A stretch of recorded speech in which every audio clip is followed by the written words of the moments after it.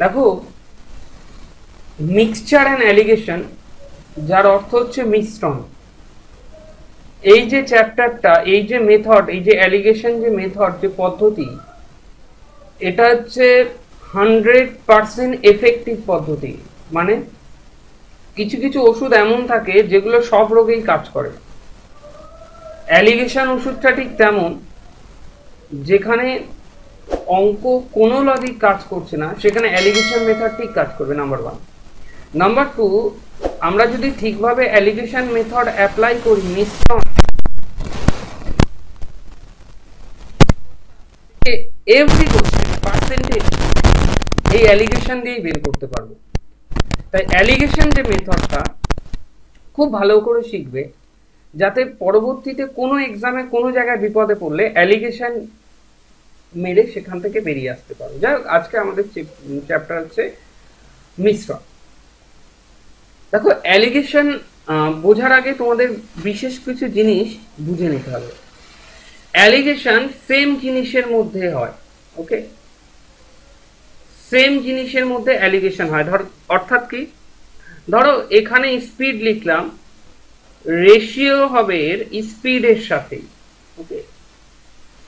এখানে যেটা বসবে সেটাও স্পিড হবে। ধরো তুমি স্পিড এবং টাইমের মধ্যে তুমি অ্যালিগেশন লাগাচ্ছ, তখন কি করবে তোমরা, এখানেও স্পিড, এখানেও স্পিড, এখানেও স্পিড, ওকে?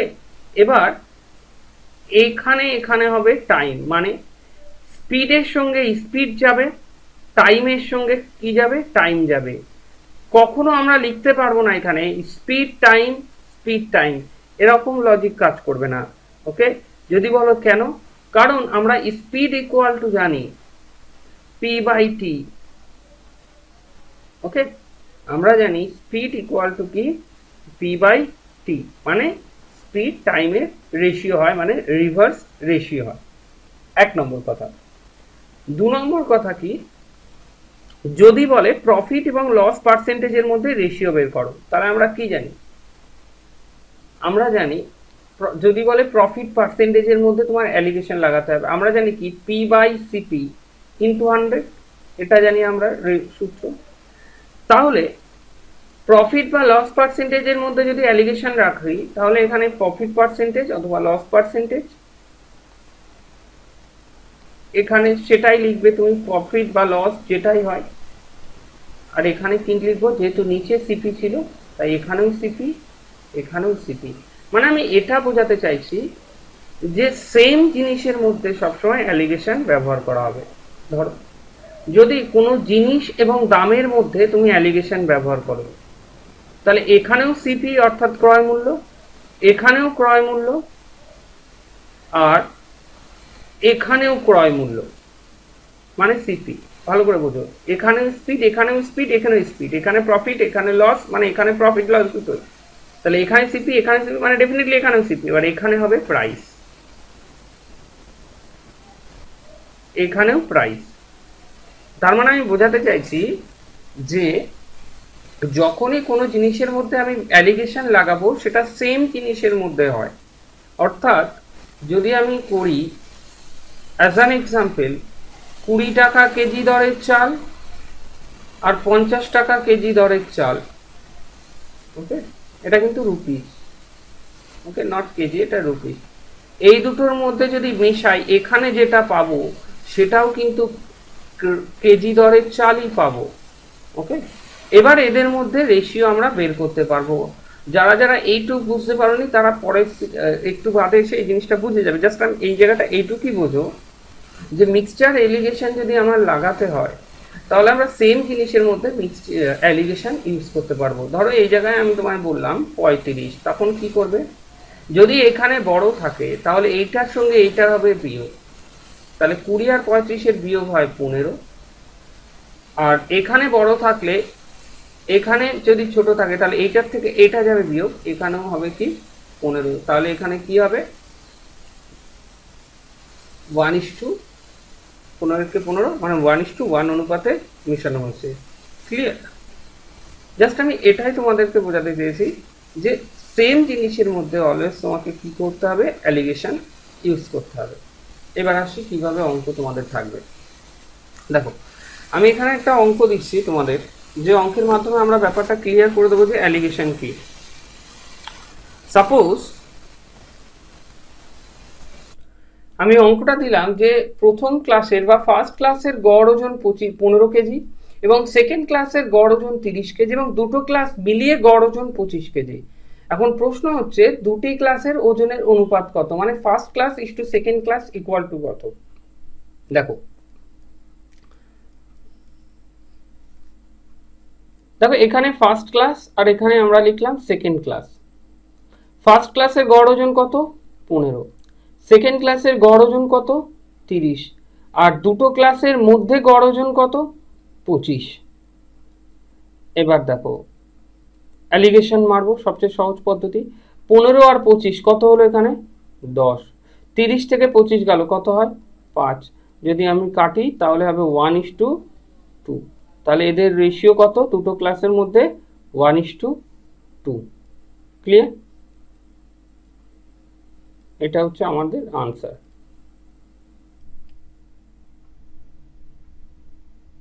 ওটা পড়াই।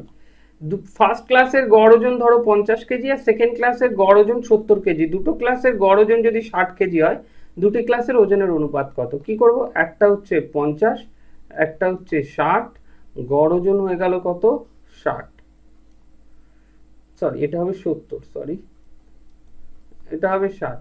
তাহলে কি হবে 10:10 মানে 1:1। এটাই আমার আনসার।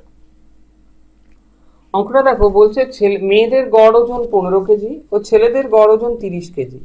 যদি ছেলে মেয়ে দুজনের অর্থাৎ উভয়েরই গড় ওজন 25 কেজি হয় এবং ছেলেদের সংখ্যা যদি 12 জন হয়, তাহলে মেয়েদের সংখ্যা কত? যারা পারবে তারা করো, আর যারা পারবে না তারা একটু বাদে করে দিচ্ছি, তোমরা মিলিয়ে নাও। ধরো আমরা এখানে লিখলাম গার্লস আর এখানে লিখলাম কি বয়েজ, ছেলে আর মেয়ে। দেখো আমি বললাম ছেলেদের গড় ওজন হচ্ছে 15, মেয়েদের হচ্ছে 15, মেয়েদের এখানে 15 লিখলাম, ছেলেদের হচ্ছে 30, আর উভয় মিলে হচ্ছে কত 25, লিখলাম কত 25। এবার দেখো আমি যদি এদের মধ্যে অ্যালিগেশন ইউজ করি তাহলে আমরা পাবো কি 30 থেকে 25 গেল 5, 15 থেকে 25 গেল 10, যদি কাটি তাহলে হবে 1:2। ক্লিয়ার? এবার আমাকে ভালো করে একটা জিনিস খেয়াল করো, বুঝতে পারবে। যদি আমার এখানে বলেছে কি ছেলেদের সংখ্যা 12 হয়, তাহলে ছেলেদের সংখ্যা 2 না বলে কত বলেছে 12। তাহলে 2 ইকুয়াল টু যদি 12 হয়, তাহলে 1 ইকুয়াল টু কত হবে 6, হ্যাঁ কি না? তাহলে 1 ইকুয়াল টু কত বেরিয়েছে আমাদের 6। তাহলে ছেলেদের 2 রেশিও মানে 12, মানে 1 রেশিও ইকুয়াল টু 6, আর মেয়েদের সংখ্যাটাই তো 1 রেশিও সমান, তাহলে মেয়েদের সংখ্যা কতজন 6 জন। ওকে, যারা এই জায়গায় বুঝিনি ভালো করে বোঝো। ছেলেদের রেশিও এসেছিল আমার 2, তাহলে 2 রেশিও ইকুয়াল টু কত, 2 রেশিও ইকুয়াল টু 6 জন, তাহলে 1 রেশিও ইকুয়াল টু কত 6/2, এই সরি 12 জন। 2 রেশিও ইকুয়াল টু 12 জন, 1 রেশিও ইকুয়াল টু 12/2 মানে হচ্ছে 6 জন। আর এখানে মেয়েদের তো পরিমাণই ছিল 1 রেশিও, তাহলে 1 ইকুয়াল টু 6 জন, তাই মেয়েদের সংখ্যা কতজন 6 জন। এটাই আমার আনসার। অঙ্কটা দেখো বলেছি ছেলে এবং মেয়েদের অনুপাত বা রেশিও হচ্ছে 1:2। ছেলেদের গড় ওজন হচ্ছে 30 কেজি এবং ছেলে এবং মেয়ে উভয় মিলিয়ে তাদের গড় ওজন হচ্ছে 25 কেজি। এখন তবে বলতে হবে তোমাদের যে মেয়েদের গড় ওজন কত। যারা পারবে তারা করো, যারা পারবে এবার প্রবলেম হবে না। ছেলেদের আচ্ছা মেয়েদের কি হবে, এটা 5 ইকুয়াল টু কি লিখবো এই জায়গায় 1, আর ছেলেদের কি হবে 2। চলো আমি একটা আগে মুছে দিই, নতুন করে ফ্রেশ করে করি।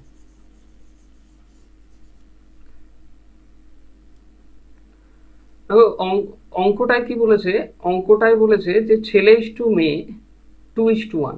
ধরো এই জায়গায় বয়েজ আর এই জায়গায় হচ্ছে girls. Okay, boys is to girls equal to কি বলেছে 2:1। ছেলেদের গড় ওজন 30 কেজি, বয়েজের গড় ওজন 30 কেজি, মেয়েদের জানি না। গড় হচ্ছে কত, গড় হচ্ছে 25 কেজি। যদি 30 থেকে 25 বাদ দিই এখানে আসছে 5, তাহলে 1 রেশিও ইকুয়াল টু যদি 5 আসে, তাহলে 2 রেশিও ইকুয়াল টু কি আসবে, ডেফিনেটলি এখানে 10 আসবে। তাহলে এখানে 10 আসবে কি করে, কত বসালে তার থেকে 25 বাদ দিলে 10 আসবে, তাহলে ডেফিনেটলি এখানে 35 বসালে। তাহলে এখন প্রশ্ন ছিল আমাদের এই জায়গায় যে মেয়েদের গড় ওজন কত, তাহলে মেয়েদের গড় ওজন কত পেয়ে গেলাম আমরা, 35 কেজি। দেখো এখানে মেয়েদের যে গড় ওজনের কথা আমি বলছি, এখানে মেয়েদের গড় ওজন অলওয়েজ, এখানে যখন এই জায়গায় গড় ওজন বের করবে তোমরা, অবশ্যই যদি অ্যাভারেজ ওয়েট 25 হয় আর বয়েজের ওয়েট যদি 30 হয়, তাহলে অলওয়েজ এই দুটোর মাইনাস হবে এখানে, মানে 15 কেজি। এখানে আমি একটা জিনিস বলে রাখতে চাই, ধরো একজনের গড় ওজন পরীক্ষার খাতায় যদি এরকম সিচুয়েশন আসে যে ছেলেদের গড় ওজন 30 কেজি, একজনের গড় ওজন 30 কেজি, আর এখানে আর একজন আছে, মিলিয়ে এদের গড় ওজন 40 কেজি, যখন হবে তখন এখানে যে বসবে ডেফিনেটলি সে এই 40-এর থেকে বড় হবে। কি হবে? 40-এর থেকে বড় হবে। প্রশ্ন হচ্ছে দাদা কেন বড় হবে? এই কারণে বড় হবে, গড় ওজন যদি 30 থেকে বেড়ে 40 আনতে হয়, তাহলে অবশ্যই 40-এর থেকে এই যে 30 থেকে 10 বাড়াবে, এখানে যে 40, এই 10টা বাড়িয়ে কে দেবে? এখানে যে আছে সে বাড়িয়ে দেবে। তাহলে এখানে কত আনতে হবে? মিনিমাম 50 আনতে হবে মিনিমাম, কারণ এখানে 10 এর থেকে 10 কেটে নেবে, এর থেকে 10 কেটে নেবে, এই 10 কেটে একে দেবে, তাহলে এও 40 হয়ে গেল, এও 40 হয়ে গেল, অ্যাভারেজ হয়ে যাবে কত? 40। সাপোজ যদি এরকম সিচুয়েশন তৈরি হয় যে যে একটা আন্দাজে তোমরা একটা হচ্ছে 30 আর একটা হচ্ছে 20, এদের গড় কত, তাহলে বারবার মনে করবে এদের যে গড় হবে সে 30 এবং 20 এর মাঝখানেই থাকবে কেউ না কেউ। এদের যে অ্যালিগেশন লাগানোর সময় এদের যে মিডিলে থাকবে, এ 30 এবং 20 এর মিডিলেই থাকবে। কখনো এখানে যে আসবে সে 30-এর বেশি হবে না, আবার 20-র কমও হবে না। ক্লিয়ার কথাটা? ডেফিনেটলি এখানে যে আসবে সে 30 এবং 20-র মধ্যে থাকবে। প্রশ্ন হচ্ছে কত হবে এখানে? আমরা গড় নির্ণয় সূত্র জানি, 30 প্লাস 20/2 মানে 50/2, তার মানে কত হবে এখানে? 25 হবে। এই জায়গাটার ক্ষেত্রে সেম একই জিনিস ঘটেছে এখানে। ভালো করে এখানে খেয়াল করো, এখানে যদি আমরা মেয়েদের বয়স আমাদের বের করতে দেয়, সাপোজ ছেলেদের গড় ওজন হচ্ছে 30 কেজি এবং গড় ওজন হচ্ছে 25 কেজি, তাহলে মেয়েদের গড় ওজন কত? এই জিনিসটা আমাকে পরিষ্কারভাবে প্রকাশ করছে, যদি 30-এর থেকে গড় ওজন কমে 25-এ আসে, তাহলে নিশ্চয়ই এখানে যে বসবে সে 30-এর থেকে নিচে এসছে, আর 30-এর থেকে যদি নিচে আসে তাহলে এখানে যে হবে সে ডেফিনেটলি কি হবে? ছোট হবে। কেন ছোট হবে? কারণ এই যে গড় ওজন এর থেকে এটা নিচে নেমে এসছে, আর নিচে নামাবে কে? নিচে নামাবে এখানে যে আছে সে, একে নিচে নামাবে। এটাকে যদি বাড়িয়ে দিই তাহলে গড় ওজন তো ডেফিনেটলি বেড়ে যাবে। প্রশ্ন হচ্ছে কত ছোট হবে? এই দুটোর মধ্যে বিয়োগ হবে, সেই ততটাই হবে কি? ছোট। তাই এটার উত্তর হবে কত কেজি? 15 কেজি। দেখো এই অঙ্কটা দুটো নিয়ম আছে, একটা হচ্ছে বেসিক নিয়ম, যদিও এলিগেশনে বেসিক নিয়ম নিয়ে আমরা আলোচনা করছি না, তবুও বলি। 40 জনের গড় ওজন 30 কেজি, মানে মোট ওজন কত? 40 × 30 মানে 1200 কেজি। আবার কি বলছে? 20 জনের গড় ওজন 15 কেজি, তাহলে 20 × 15 মানে 300 কেজি। টোটাল কত হলো? 12 আর 3 1500 কেজি হলো। টোটাল কতজন স্টুডেন্ট? এখানে 40 জন ছিল আর এখানে কতজন ছিল? 20 জন, 50 জন। তাহলে 1500/50 কাটাকুটি যদি করি তাহলে 3 × 5 = 15 আর 0। টোটাল গড় ওজন কত কেজি? 30 কেজি। এখন প্রশ্ন হচ্ছে, হ্যাঁ এটা হচ্ছে টোটাল 30, কত? 40 জন আর 20 জন, 60 জন। সরি, আজকে কি হচ্ছে, প্রতিটা অঙ্কই একটা করে স্লিপ আউট হচ্ছে। এখানে 12 আর 3 1500, কিছুদিন এমনও হয়। 1500 কেজি। টোটাল ছাত্র 40 জন আর 20 জন, 60 জন। তাহলে 1500-কে ভাগ করব কত দিয়ে? 60 দিয়ে। যদি আমি ভাগ করি কত হচ্ছে? 6 দুগুণে 12, 3 5 6 30। তাহলে গড় ওজন দুজনের কত কেজি? 25 কেজি। প্রশ্ন হচ্ছে এই ক্যালকুলেশন থেকে বাঁচার জন্য আমি কোথায় যাব? 40 জন ছাত্রের গড় ওজন কত? 30 কেজি। তাহলে একজনের গড় ওজন কত? 30 কেজি। প্রশ্ন হচ্ছে আগে আমি ওপরে 40 জন লিখবো না আগে 30 কেজি লিখবো? অনেকের মনে প্রশ্ন আসতে পারে। অনেকের মনে প্রশ্ন আসবে, আগে উপরে 40 লিখবো না আগে উপরে আমি 30 কেজি লিখবো? খেয়াল করো, আমাকে কি বের করতে বলেছে? ওজন। যেটা বের করতে বলবে সেই টার্মটাই ওপরে লিখতে হবে। ক্লিয়ার? 30 কেজি। আর একটা 20 জন ছাত্রের গড় ওজন কত? এটা হচ্ছে 40 জন ছাত্রের গড় ওজন, তাই তো? আর একটা 20 জন ছাত্রের গড় ওজন কত? 15 কেজি। তাহলে এখানে লিখলাম আমরা 15 কেজি। কত জনের? 20 জন ছাত্রের গড় ওজন 20 জন। ওকে, এবার আমাদের অ্যাভারেজ ওজন দুটো ছাত্রের বের করতে বলেছে। যদি এখানে আমরা কাটাকুটি করি তাহলে আসবে কি 2:1। ওকে, 2:1। এবার আমরা খেয়াল করে দেখি 30 আর 15 ডিফারেন্স কত? তোমরা বলবে হচ্ছে কত? 15। এই 15কে আমরা ডিভাইড করব কত? 2:1 অনুপাতে। 2:1 অনুপাতে যদি ডিভাইড করি 2 আর 1 কত হবে? 3। তাহলে 3 ইকুয়াল টু যদি 15 হয় 1 ইকুয়াল টু কত হবে? 5। তাহলে 1 ইকুয়াল টু যদি 5 হয় 2 ইকুয়াল টু 10 আর 1 ইকুয়াল টু কত হবে? 5। তাহলে এখানে কি লিখবো? 10 আর এখানে কি লিখবো? 5।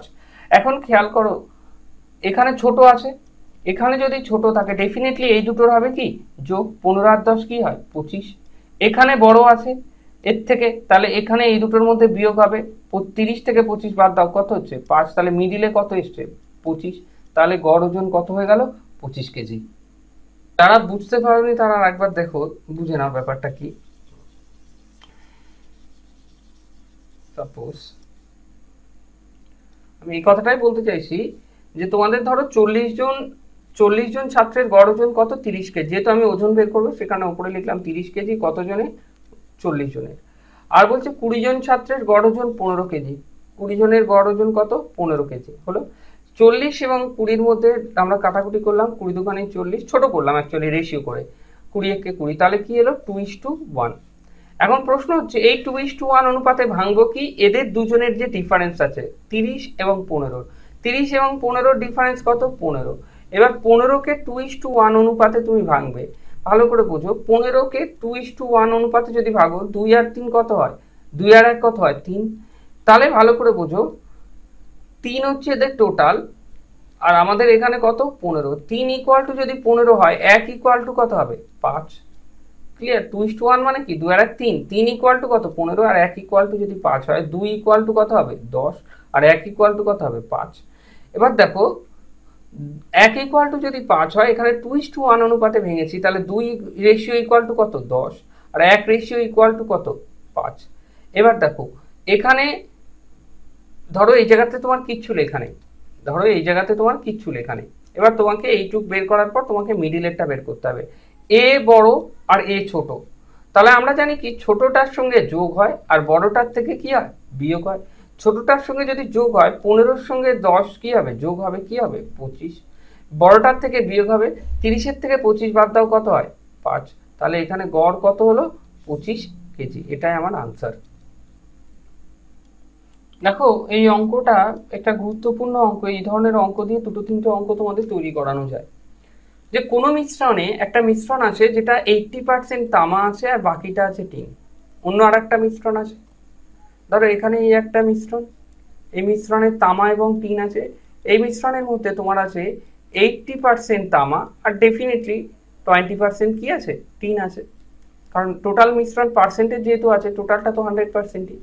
অন্য আর একটা মিশ্রণ আছে এখানে, এখানে আছে 85% তামা, তাহলে টিন ডেফিনেটলি এটাই কত আছে? 15%। ওকে, এটাই কত? টিন 20%।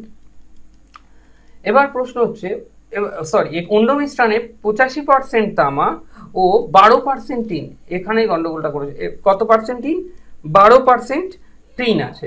এবার আমাকে বলেছে যে এই দুটো অনুপাতকে, মানে এটা আর এটা, এই দুটো অনুপাতকে, মিশ্রণকে কি অনুপাতে মেশালে নতুন যে মিশ্রণ, মানে এইটা আর এইটা একসাথে ঢেলে দিবি, যখন বড় পাত্রে এটাকে ঢালবো সেই যে নতুন মিশ্রণ হবে, এই নতুন মিশ্রণে কি অনুপাতে মেশালে নতুন মিশ্রণে এটায় 15% টিন হবে। ওকে, এটা কত পার্সেন্ট টিন হয়ে যাবে?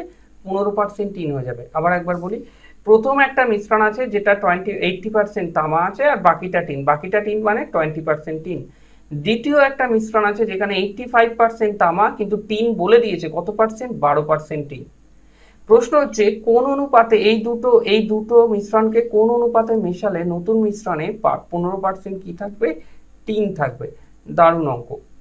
দেখো তুমি অঙ্ক যেটা ভাবে যাকে ধরে যেটা খুশি করতে পারো। আমরা 3 দিয়ে সাপোজ তুলে নিলাম, আমরা কি করব 3:3, তোমরা কপারও করতে পারো, মানে আমরা 3 দিয়ে করছি। আচ্ছা প্রথম মিশ্রণে টিন কত পার্সেন্ট ছিল, 80% তামা, বাকিটা টিন, মানে কত পার্সেন্ট টিন, আমরা বলবো 20% টিন। ওকে, দ্বিতীয় মিশ্রণে কতটা টিন, দ্বিতীয় মিশ্রণে আছে টিন 12% টিন। ওকে, দ্বিতীয় মিশ্রণে কত লিখলাম 12%। এবার নতুন যে মিশ্রণ হবে সেই নতুন মিশ্রণে কত পার্সেন্ট টিন থাকতে হবে, বলছে নতুন মিশ্রণে থাকতে হবে 15% টিন। তাহলে এখানে কি লিখলাম আমরা 15% টিন। এবার আমাকে বলেছে যে কি অনুপাতে দুটোকে মেশাতে হবে। তাহলে আমরা এখানে পরিষ্কারভাবে দেখতে পাচ্ছি বড়টা থেকে বিয়োগ দেবো, তাহলে হচ্ছে 20 থেকে 15 বাদ গেলে কত থাকবে 5, এটা পার্সেন্টেজ। ওকে, আর এখানে 12 থেকে 15, মানে এই দুটোর মধ্যে ডিফারেন্স বের করবো, তাহলে কত হবে এখানে 3। এবার দেখো ভালো করে একটা জিনিস, যে এটাকে কোন অনুপাতে আমরা মেশালাম, উত্তর হবে 3:5 অনুপাতে মিশালে নতুন মিশ্রণে 15% টিন থাকবে। খেয়াল করো এখানে আমি একটা নতুন অঙ্ক জুড়ে দিলাম সেম দিয়ে, একটা তো বলে দিল যে কত কোন অনুপাতে মেশাবে। ওকে, এখন পরেরটা বলেছে যে নতুন মিশ্রণে কত পার্সেন্টেজ তামা থাকবে। এবার আমাকে কত পার্সেন্টেজ তামা থাকবে এইটা বলে দিয়ে আমার সমস্যাটা বাড়িয়ে তুলেছে। দেখো আমরা জানি এটা মিশিয়েছে কি অনুপাতে, 3:5 অনুপাতে। তাহলে এখানে 3:5 অনুপাতে যদি মেশায়, তাহলে আমাকে কিছু না কিছু ভাবে আমাদের একটা রেশিও অ্যানালাইজ করে নিতে হবে যাতে এটা 3:5 অনুপাতে হয়। এখন ভালো করে খেয়াল করতে আমার যে 80 আর 85 ডিফারেন্স কত 5। এই কারণে আমরা 5কে কি অনুপাতে ভাঙবো, আগের বারের মতো 3:5 অনুপাতে। 5কে যদি 3:5 অনুপাতে ভাঙি তাহলে একটা ভাগ আসবে 15-8, কারণ 3 5 15 আর 5 আর 3 8, আর একটা ভাগ আসবে হচ্ছে 25-8। ওকে, 3 5 15/8, 5 আর 3, আর একটা 5 5 25/8। তার মানে আমি এই জায়গায় লিখতে পারি 15-8 আর তুমি যে কোনো একটা নিয়ে করতে পারো। তাহলে 15-8 মানে হচ্ছে 1 পূর্ণ 7-8, আর 5 মানে হচ্ছে 25-8, মানে 3 8 24, মানে 3 পূর্ণ 1-8, 3 পূর্ণ 1-8। এবার একটা জিনিস ভালো করে দেখো খেয়াল করে, ছোটটার সঙ্গে কি হবে যোগ হবে, আর বড়টার সঙ্গে কি হবে বিয়োগ হবে। যদি আমি ছোটটাকে ধরে নিই সুবিধা হবে আমার, 80-র সঙ্গে 3 পূর্ণ 1-8 যদি যোগ করি 83 পূর্ণ 1-8%। ওকে, তাহলে যদি বলে মিশ্রণে কত শতাংশ তামা থাকবে, আমার উত্তর হবে মিশ্রণে তামা থাকবে 83 পূর্ণ 1-8% তামা থাকবে।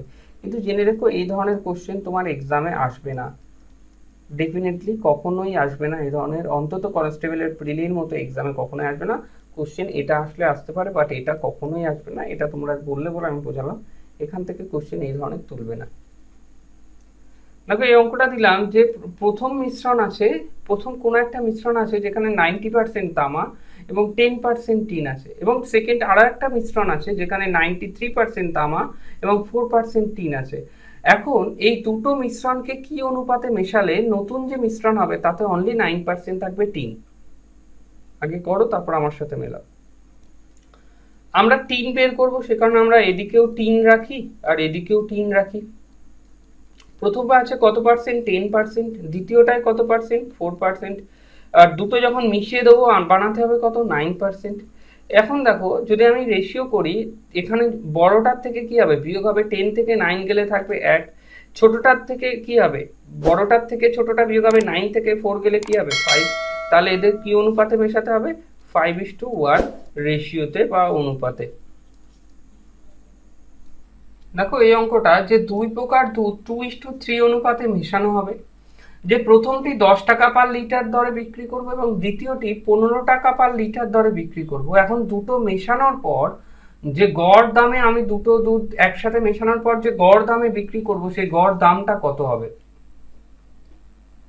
দেখো আমাকে কি বের করতে হবে দাম বের করতে হবে, তাই উপরে আমরা দামটা রাখবো কত আসে, একটা হচ্ছে 10 টাকা পার লিটার, হ্যাঁ, আর একটা হচ্ছে কত টাকা লিটার 15 টাকা পার লিটার। এদের গড় দাম করব আমরা, যখন বিক্রি করব কি অনুপাতে 2:3 অনুপাতে। এবার দেখো 10 এবং 15-এর মধ্যে ডিফারেন্স কত? 5। এই 5কে কি অনুপাতে ভাঙবো? 2:3। যদি 2:3 অনুপাতে ভাগ করি তাহলে কি হবে? 3 আর 2 5, মানে একটা ভাগ হলো 2-এর 5 আর একটা ভাগ হলো কত? 3-এর 5। বারবার মনে রাখবে 2 মানে 2 আর 3 টোটাল কত ভাগ? 5 ভাগের মধ্যে এটা 2 ভাগ আর 5 ভাগের মধ্যে এটা 3 ভাগ। তাহলে 5 ভাগের মধ্যে 2 ভাগ হলে ইন্টু 5, এই 5 ভাগের মধ্যে কত? ইন্টু 5। যদি কাটাকাটি করি তাহলে কত আসছে? একটা হচ্ছে 2 ভাগ আর একটা হচ্ছে 3 ভাগ, মানে যেটা প্রথমে রয়েছে 2 এটা 2 ভাগ আর এটা কত? 3 ভাগ। ক্লিয়ার? তাহলে আমরা ফরচুনেটলি বা সৌভাগ্যবশত এটাও কি হয়ে যাবে? 2:3 হয়ে যাবে। হ্যাঁ, বারবার মনে করবে এই জায়গায় 5-এর বদলে যদি 10 থাকতো কি ঘটনা ঘটতো? এই জায়গায় আমরা কি করতাম? 10 লিখতাম, তাহলে 5 দুগুণে 10 আর এখানে 5 দুগুণে 10, এখানে হয়ে যেত 4 আর এখানে হয়ে যেত 6। তার মানে দেখো আমরা কি করব? ছোটটার থেকে কি করব? এটা তো ছোট, এটা তো বড়, তাহলে ছোটটার সঙ্গে কি হবে? যোগ হবে। 10 আর 3 কত হয়? 13। আর বড়টার থেকে বিয়োগ হবে 15 থেকে 13 বিয়োগ করলে কত হয়? 2। তাহলে গড় দাম কত হবে? 13 টাকা পার লিটার। এবং যাদের বুঝতে অসুবিধা হচ্ছে তারা ভালো করে বোঝো। আমাকে বের করতে হবে গড় দাম, তাহলে দামটা উপরে রাখবো আমরা। একটা হচ্ছে 10 টাকা লিটার আর একটা কত? 15 টাকা লিটার। ওকে, আর মেশানো হচ্ছে কি অনুপাতে? 2:3 অনুপাতে। এখানে লিখলাম কি? 2:3। এখন আমার মাঝখানেরটা যখন বের করতে হবে তখন আমাকে ভালো করে বুঝে নিতে হবে এই দুটোর ডিফারেন্স কত। এই দুটোর ডিফারেন্স হচ্ছে 5। এই দুটোর ডিফারেন্সকেও কি 2:3 অনুপাতেই ভাঙতে হবে। সৌভাগ্যবশত 2:3 অনুপাতে 2 আর 3 যদি যোগ করি কত হচ্ছে? 5, আর এখানে 5ই দেওয়া, তাই প্রথম ভাগটা হবে 2 আর দ্বিতীয় ভাগটা হবে 3। এখন এখানে ছোট আর এটা বড়, আমরা কি জানি? ছোটর সঙ্গে যোগ হয় আর বড়র সঙ্গে বিয়োগ হয়। তা ছোট ছিল 10, তাহলে 10-এর সঙ্গে এই 3টা কি করব? যোগ করব। 10 আর 3 কত হলো? 13। অটোমেটিক্যালি তুমি চেক করে নাও এখানে 2 আসে নাকি। এটা বড়, 15 থেকে 13 বিয়োগ করো, কি আসবে? 2। তাহলে কত হলো অ্যাভারেজ গড় দাম? 13 লিটার। অঙ্কটা দেখো যে 5 কেজি দামি চালের সাথে 15 কেজি কম দামি চাল মেশানো হলো। 15 না, এটা 25 করে দাও। 5 কেজি দামি চালের সাথে 25 কেজি কম দামি চাল মিশিয়ে দিলাম। মেশানোর পরে আবার বলি, দামি চাল হচ্ছে 18 টাকা কেজি আর কম দামি চাল হচ্ছে 12 টাকা কেজি। এই দুই প্রকার চাল একসাথে মেশালাম। দামি চাল নিলাম 5 কেজি আর কম দামি চাল নিলাম 12 কেজি। এবার দুই প্রকার চাল মেশানোর পর যে চালটা বিক্রি করা হলো মিশিয়ে, সেই চালের গড় দাম কত হবে? দেখো আমরা কি করব, আমাকে কি বের করতে হবে? দাম বলেছে। যখন আমি দাম বলেছে তাহলে দামটা উপরে লিখবো, একটা লিখবো 18 আর একটা কি লিখবো? 12। এটা হচ্ছে বেশি দামি আর এটা হচ্ছে কম দামি, মনে করে করে রেখে নিলাম। আচ্ছা, বেশি দামি চাল কত কেজি নিয়েছে? 5 কেজি। আর কম দামি চাল কত কেজি নিয়েছে? 25 কেজি। যখন 5 এবং 25-এর রেশিও করব তখন আমার আসছে হচ্ছে 1:5। এবার দেখো এদের মধ্যে আমরা অ্যালিগেশন ইউজ করব। মিডিলেরটা যেহেতু বের করব তাই প্রথমে এদের দুটো ডিফারেন্স করব। 15 আর 18 আর 12 ডিফারেন্স হচ্ছে 6। 6কে ভাঙবো কি অনুপাতে? 1:5 অনুপাতে। দেখো 5 আর 1 যোগ করলে কত হয়? 6ই হয়। সেহেতু 1-এর ক্ষেত্রেও হবে এখানে 1 আর 5-এর ক্ষেত্রেও হবে কত? এখানে 5। আমাকে খাটতে হলো না। এবার প্রশ্ন হচ্ছে এই দুটোর মধ্যে বড় কে? উত্তর হচ্ছে 18 বড়। তাহলে বড়র থেকে কি হয়? বিয়োগ হয়। 18 থেকে 5 বাদ দাও, কত হয়? 13। এবার 12 আর 13-এর মধ্যে ডিফারেন্স কত? 1। এটাও রাইট। তাহলে নতুন মিশ্রণ যেটা তৈরি করা হচ্ছে সেটা কত দামে বিক্রি করা হবে? 13 টাকা পার কেজি দরে। দেখো অঙ্কটা যে রাম 30 মিনিট যাত্রা করে 25 কিমি পার আওয়ার বেগে, তারপর সে 40 কিলোমিটার পার আওয়ার বেগে আরো 20 মিনিট যাত্রা করে, তাহলে যাত্রাপথে তার গড় গতিবেগটা কত? প্রথম 30 মিনিট যায় 25 কিমি পার আওয়ার, পরের 20 মিনিট যায় তার 40 কিলোমিটার পার আওয়ার বেগে, তাহলে তার গড় গতিবেগ কত? দেখো আমাকে বের করতে হবে কি? গতিবেগ। সেই কারণে আমরা গতিবেগটা মাথায় রাখবো। একটা হচ্ছে 25 কিলোমিটার পার আওয়ার আর একটা হচ্ছে 40 কিলোমিটার পার আওয়ার। এবার দেখো এই দুটোর মধ্যে অ্যালিগেশন ইউজ করব। মিডিলটা আমার বের করতে হবে গড় গতিবেগ। এ যাচ্ছে 30 kilometre per hour, 25 kilometre per hour বেগে যাচ্ছে 30 মিনিট, তার মানে এই দিকে হবে 30 মিনিট। আর 40 কিলোমিটার পার আওয়ার বেগে যাচ্ছে 20 মিনিট, এদিকে হবে কি? 20 মিনিট। এবার যদি আমি ক্যালকুলেশন করি তাহলে আমরা এখানে মিনিট মিনিট কাটলাম, 3 10 30, 10 দুগুণে 20, আসলো কত 3:2। এবার 25 আর 40-এর ডিফারেন্স কত 15। আমরা 15কে ভাঙবো কি দিয়ে 3:2 অনুপাতে, 3:2 অনুপাতে।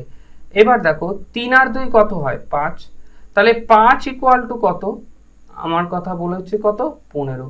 5 ইকুয়াল টু যদি 15 হয়, 1 ইকুয়াল টু কত 3, 1 এর ভ্যালু 3, তাহলে 3 ইকুয়াল টু কত 9, আর 2 ইকুয়াল টু কত 6। ক্লিয়ার? 1 রেশিও মানে 3, 3 রেশিও মানে 9, আর 2 রেশিও মানে 6। এবার আমাকে কিন্তু ক্যালকুলেশনে 3-এরও কোনো ভ্যালু নেই, 2-এরও কোনো ভ্যালু নেই, মেন যেটা এখন বের করলাম এটাই ভ্যালু। আচ্ছা, বড় হচ্ছে এটা, তাহলে বড় থেকে বিয়োগ হবে। 40-এর থেকে 9 গেলে কত থাকে এখানে 31 কিলোমিটার পার আওয়ার গড়গতিবেগ। এটা যদি চেক করতে চাও ছোটর থেকে যোগ করো, 25 আর 6 31 কিলোমিটার পার আওয়ার। দেখো আমাকে একটা অঙ্ক দিলাম যে 41 টাকা 50 জনের মধ্যে ভাগ করে দেওয়া হবে, প্রতিটি বালক পাবে 90 পয়সা এবং প্রতিটি বালকী বা বালিকা পাবে হচ্ছে 65 পয়সা, তাহলে মোট বালকের সংখ্যা কত? দেখো অঙ্কটা আমাকে টোটাল দেখো পয়সা আছে, খেয়াল করবে। প্রথমে আমরা টাকাটাকে পয়সায় চেঞ্জ করে নেব। 42 টাকা 41 টাকা ইকুয়াল টু কত পয়সা? আমরা জানি 4100 পয়সা। এই 4100 পয়সা কত জনের মধ্যে ভাগ করা হবে? 50 জনের মধ্যে। চলো 4100 পয়সাকেই আমরা 50 জনের মধ্যে ভাগ করে নেব। গড়ে কত পাবে? গড়ে পাবে হচ্ছে 5 আটা 40, 5 দুগুণে 10, তাহলে গড়ে প্রত্যেকে পাবে কত করে 82 পয়সা করে। আমার কিচ্ছু দেখার দরকার নেই, আমরা লিখলাম এই জায়গায় বয়েজ আর এই জায়গায় লিখলাম আমরা গার্লস। আমরা এখানে পাচ্ছি কি বয়েজ প্রতিটা বালক পাচ্ছে 90 পয়সা আর প্রতিটা বালিকা পাচ্ছে 65 পয়সা, আর গড়ে অ্যাভারেজ যদি ধরা হয় তাহলে গড়ে পাচ্ছে কত পয়সা 82 পয়সা। তাহলে আমরা জানি কি হয়, এদের ডিফারেন্স হয়, তাহলে এদের ডিফারেন্স যদি হয় 90 আর 82 ডিফারেন্স কত হয় 8 হয়। 65 থেকে 65-র সঙ্গে কত যোগ করলে হয় 82, তোমরা বলবে 65 আর 10 75 আর 7 82, তাহলে এখানে হয় 17। তাহলে এখানে রেশিও কত হচ্ছে 17 আর 8। প্রশ্ন হচ্ছে 17 আর 8 যোগ করলে কত হচ্ছে এখানে 25 জন, কিন্তু আমার হিসাবে মোট জনসংখ্যা কতজন 50 জন, তাহলে 25-এর কত গুণ 50, তোরা বলবি 2 গুণ। তাহলে আমরা এখানেও কত দিয়ে গুণ করব 2 দিয়ে, এখানেও কত দিয়ে গুণ করব 2 দিয়ে। তাহলে 17কে 2 দিয়ে গুণ করলে বালকের সংখ্যা কত আসবে 34, আর বালিকার সংখ্যা কত আসবে 8 দুগুণে 16। তাহলে টোটাল বালক বলেছে কতজন, তাহলে টোটাল বালক হলো 34 জন। যদি বলে টোটাল বালিকা কতজন, তখন বলবি 16 জন। এটাই আমাদের আনসার। দেখো আমি বললাম যে 36 টাকা 90 পয়সা তৈরি হয়েছে 90টি কয়েন দিয়ে। ওই 90টি কয়েন হয় 20 পয়সা, না হয় 50 পয়সা। তাহলে মোট কতগুলি, এই 90টা কয়েনের মধ্যে মোট কতগুলি 20 পয়সার কয়েন আছে এবং কতগুলি 50 পয়সার কয়েন আছে? দেখো সবার প্রথমে আমরা দেখে নিই 36 টাকা 90 পয়সা মানে কত পয়সা। আমরা জানি 3690 পয়সা। কতটা কয়েন দিয়ে তৈরি? 90টা কয়েন দিয়ে। তাহলে 90 দিয়ে যখন আমি ভাগ করবো তখন অ্যাভারেজ ভ্যালু পেয়ে যাব 4 9 36 9 কে 9। তাহলে প্রতিটা পয়সার অ্যাভারেজ মূল্য কত 41 পয়সা। প্রতিটা কয়েনের অ্যাভারেজ মূল্য কত 41 পয়সা। আচ্ছা, একটা হয় 20 পয়সার কয়েন, না হয় 50 পয়সার কয়েন। আমরা জানি অ্যাভারেজ এই দুটো কয়েনের মধ্যে অ্যাভারেজ মূল্য প্রত্যেকের কত 41। যখন আমরা করছি আমরা কি করব, এটা ছোট, তাহলে ছোট 20-র সঙ্গে কত যোগ করলে, ছোট সময় তো যোগ হয়, 20-র সঙ্গে কত যোগ করলে 41 হবে 21। এটা বড়, তাহলে 50-এর থেকে 41 বিয়োগ করলে কত হয় 9, তাহলে 9:21। ক্লিয়ার? যখন আমরা এখানে পাচ্ছি 9:21, তখন আমাকে একটু ছোট করে নিই, আমার বুঝতে সুবিধা হবে। 3 3 9, 3 7 21, তাহলে আমরা পাচ্ছি 7 আর 3 কত 10। তাহলে 10 আমার হিসাবে 10টা কয়েন, আর বইয়ের হিসাবে কটা 90টা কয়েন। ক্লিয়ার? তাহলে 1 ইকুয়াল টু কত 9। তাহলে 1-এর ভ্যালু যদি 9 হয় তাহলে 3-এর ভ্যালু কত? 3-এর ভ্যালু হচ্ছে 27, আর 7-এর ভ্যালু কত? 1-এর ভ্যালু 9 হলে 7-এর ভ্যালু 9 দিয়ে মাল্টিপ্লাই করো, 7 9 63।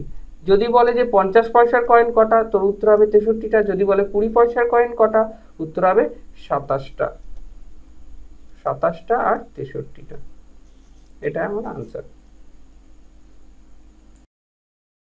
আজকের ভিডিওতে এই পর্যন্তই। পরের দিন আমরা নেক্সট ক্লাসে নেক্সট চ্যাপ্টার নিয়ে আলোচনা করব, নেক্সট টপিক নিয়ে আলোচনা করব, এবং সবচেয়ে ভালো পদ্ধতিতে ওটা আলোচনা করব তোমাদের কাছে।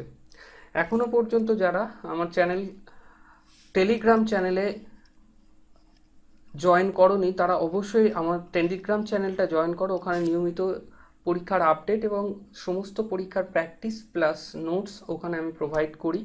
তাতে তোমাদেরও অনেকটা সুবিধা হবে এবং প্রত্যেকটা ভিডিওর লিঙ্ক ওখানে তোমরা পেয়ে যাবে, পুরনো ভিডিও। প্লাস সবচেয়ে বড় যে প্রবলেমটা থাকে তোমাদের পরীক্ষার স্ট্র্যাটেজিগত প্রিপারেশন, সেটার জন্য তোমরা টেলিগ্রাম চ্যানেলটা জয়েন করো। তাতে তোমাদের সাথে আমার যোগাযোগটাও ঠিক থাকবে এবং তোমাদের এক্সামের প্রিপারেশন এবং মোটিভেশনও ঠিক সময় মতো চলবে। অঙ্কের কনসেপচুয়াল এবং সমস্ত কিছু সঠিকভাবে বোঝানোর জন্য তোমাদের টেলিগ্রাম চ্যানেলটা মাস্ট। ডিসক্রিপশানে তোমার লিঙ্ক পাবে নিচে, সেখান থেকে তোমরা টেলিগ্রাম চ্যানেলে জয়েন হয়ে যাও।